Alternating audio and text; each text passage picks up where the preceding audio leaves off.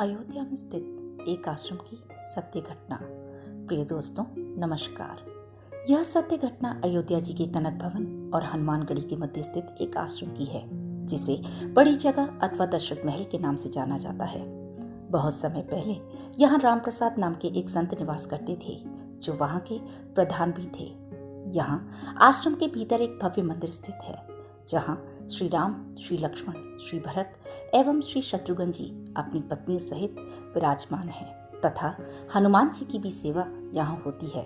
चूंकि यह स्थान सन्यासी संतों का था, इसलिए यहाँ के महंत एवं अन्य संतगण भी साधारण जीवन व्यतीत करते थे। मंदिर में प्रतिदिन जो भी थोड़ी बहुत भेंट स्वरूप चढ़ावा आता था, उसी से आश्रम और मंदिर का सारा खर्च चलता था। प्रतिदिन प्राप्त होने वाला यह चढ़ावा एक बनिए के पास भेजा जाता था, जिसका नाम पलटू बनिया था। उसी धन से जो भी थोड़ा बहुत राशन आता था, वही भोग प्रसाद बनता और भगवान को अर्पित किया जाता। आश्रम में रहने वाले सभी संत उसी प्रसाद को ग्रहण करते थे। एक दिन प्रभु की ऐसी लीला हुई कि मंदिर में कोई चढ़ावा आया ही नहीं। संतों के पास कोई संचित धन तो था नहीं। अब किया क्या जाए?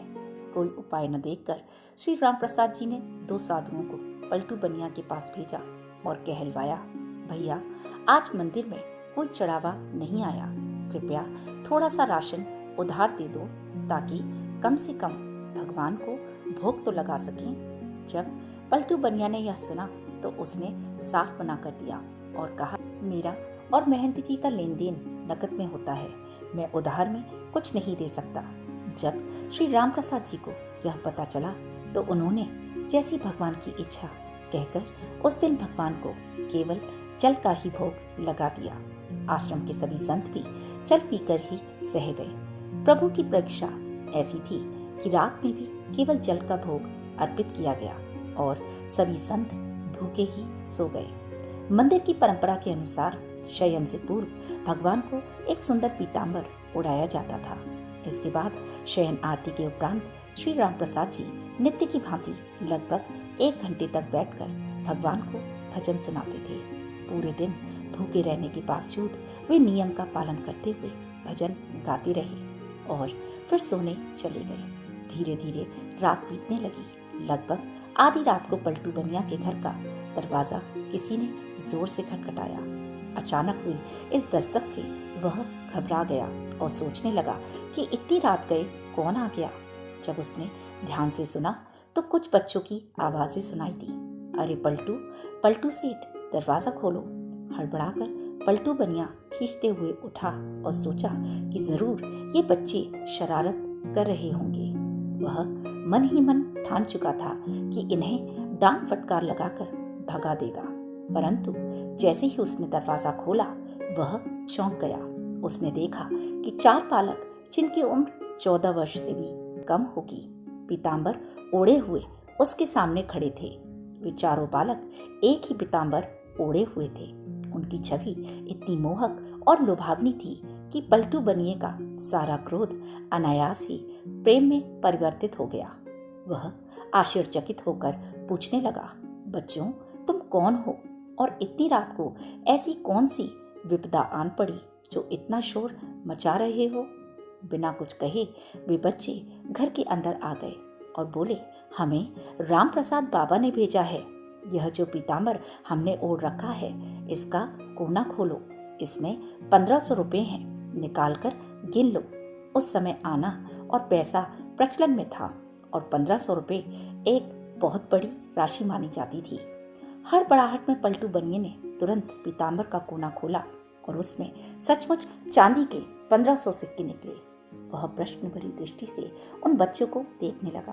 तभी बच्चों ने कहा, इन पैसों का राशन कल सुबह आश्रम भिजवा देना। अब पलटू बनिए को संकोच और पश्चाताप महसूस होने लगा। उसने सोचा, हाय, आज मैंने राशन नहीं दिया, शायद महंत जी नाराज हो गए हैं, इसलिए रात में ही इतने सारे पैसे भिजवा दिए। संकोच और प्रेम से भरकर उसने हाथ जोड़ते हुए कहा, बच्चों, मेरी पूरी दुकान भी उठाकर यदि महंत जी को दे दूं, तब भी यह रकम बहुत ज्यादा होगी, इतने मूल्य का सामान देते देते तो मुझे ना जाने कितना समय लग जाएगा। बच्चों ने मुस्कुराकर कहा, ठीक है, आप एक साथ मत दीजिए, लेकिन अब से नित्य ही सुबह सुबह आश्रम में राशन भिजवा दिया कीजिए और आज के बाद कभी भी राशन देने से मना मत कीजिएगा। पलटू बनिए को इतनी शर्म आई कि वह जमीन में गड़ा जा रहा था। हाथ जोड़कर वह फिर बोला, जैसी महन जी की आज्ञा। इतना कहकर वे बच्चे चले गए, लेकिन जाते जाते पलटू बनिए का मन भी अपने साथ ले गए। इधर सुबह जब मंगला आरती के लिए मंदिर के पट खोले गए तो पुजारी जी ने देखा कि भगवान का पीतांबर गायब है। उन्होंने यह बात राम प्रसाद जी को बताई और सभी को लगा कि कोई रात में चुपचाप प्रभु का पीतांबर चुरा कर ले गया है। थोड़ी ही देर बाद जैसे ही दिन चढ़ा, पलटू बनिया एक गाड़ी में ढेर सारा सामान लदवाकर आया। कृतज्ञता से भरा हुआ वह सीधे राम प्रसाद जी के चरणों में गिर पड़ा और हाथ जोड़कर क्षमा मांगने लगा। संत राम प्रसाद जी को तो कुछ भी पता नहीं था। उन्होंने हैरानी से पूछा, क्या हुआ? अरे, किस बात की माफी मांग रहे हो तुम? लेकिन पलटू बनिया उठने का नाम ही नहीं ले रहा था। वह भावुक होकर बोला, महाराज, रात में पैसे भिजवाने की क्या आवश्यकता थी? मैं कान पकड़कर वचन देता हूँ कि आज के बाद कभी भी राशन के लिए मना नहीं करूँगा। और यह लीजिए आपका पीतांबर। वे बच्चे मेरे यहाँ ही इसे छोड़ गए थे। कितने प्यारे बच्चे थे। इतनी रात को बेचारे पैसे लेकर भी आ गए। आप बुरा न माने तो क्या मैं उन बालकों को एक बार फिर से देख सकता हूँ? राम प्रसाद जी ने जब वह पीतांबर देखा तो वह चौंक गए। यह तो वही पीतांबर था जो मंदिर से गायब हो गया था। अब वे पलटू बनिया से पूछने लगे, यह तुम्हारे पास कैसे आया?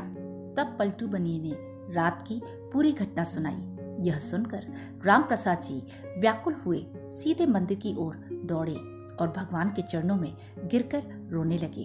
उन्होंने भावुक होकर कहा, हे भक्तवत्सल, मेरे कारण आपको आधी रात को इतना कष्ट उठाना पड़ा।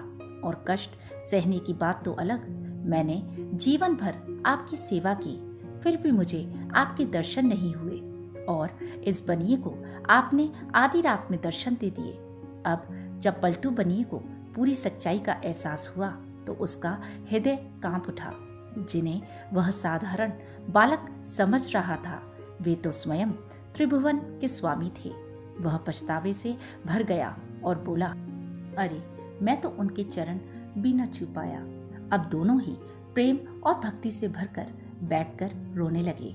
इसके बाद आश्रम में कभी भी राशन की कमी नहीं हुई। वहां आज भी संतों की सेवा होती आ रही है। इसी घटना के बाद पलटू बनिए को वैराग्य हो गया। आगे चलकर यही पलटू बनिया श्री पलटू दास जी के नाम से प्रसिद्ध हुए। श्री राम प्रसाद जी की व्याकुलता उस दिन क्षण प्रतिक्षण बढ़ती ही जा रही थी। रात में जब वे अपने नियम अनुसार भगवान के शयन से पहले भजन गाने बैठे तो अत्यधिक भाव विभोर होकर मूर्छित हो गए। संसार के लिए वे मूर्छित थे, किंतु उसी अवस्था में उन्हें श्री राम, श्री लक्ष्मण, श्री भरत और श्री शत्रुघ्न का अपनी पत्नी सहित दिव्य दर्शन प्राप्त हुआ। इस अलौकिक दर्शन में स्वयं माता जानकी जी ने उनके आंसू पोंछे और अपनी उंगली से उनके मस्तक पर बिंदी लगाई। उस दिव्य स्पर्श का प्रभाव इतना गहरा था कि श्री राम प्रसाद जी ने जीवन भर उस बिंदी को अपने मस्तक पर धारण किए रखा। तभी से उनके आश्रम में बिंदी वाले तिलक का प्रचलन आरंभ हुआ।